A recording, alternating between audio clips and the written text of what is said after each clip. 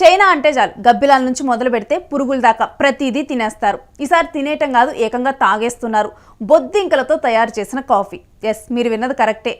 వీళ్ళు నార్మల్గానే ఇప్పుడు మనం కాఫీ పౌడర్తో ఎలా కాఫీ చేస్తామో అలానే కాఫీ చేసి దాని తర్వాత బొద్దింకలని ఎండిపోయినటువంటి ఎల్లో వామ్స్ని ఈ రెండింటిని కూడా రోస్ట్ చేస్తారంట. రోస్ట్ చేసి దాని మీద క్రష్ చేసి వేస్తారంట. మనం కనుక నట్స్ని కనుక టాపింగ్స్ లాగా యూస్ చేసినట్లు వీళ్ళు బొద్దింకల్ని పురుగుల్ని కూడా వాడేసి కాఫీ చేస్తారు.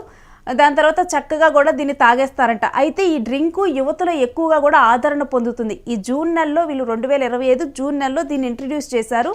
చైనా బీజింగ్ నగరంలోని మ్యూజియంలో దీన్ని ఇంట్రడ్యూస్ చేశారు. ఈ మ్యూజియం కూడా ఇన్సెక్ట్స్ థీమ్తోనే ఉంది, అంటే పురుగుల థీమ్తోనే ఈ మ్యూజియం ఉంది. అక్కడే ఈ కాఫీని ఇంట్రడ్యూస్ చేశారు. యువత ఎక్కువగా కూడా ఈ కాఫీని తాగుతున్నారంట. దీని టేస్ట్ వచ్చేసి ఎలా ఉంటుందో కూడా చెప్తున్నారు. స్లైట్లీ బర్న్డ్ ఫ్లేవర్, అంటే కొంచెం పొగలాగా, దాంతోపాటు కొంచెం సోరు అంటే పుల్ల పుల్లగా ఉంటుందంట ఈ కాఫీ. దీన్ని యూత్ అక్కడ తాగుతున్నారంట. ఒకవేళ కనుక మీరు చైనా వెళ్తే ఈ కాఫీని ట్రై చేస్తారా?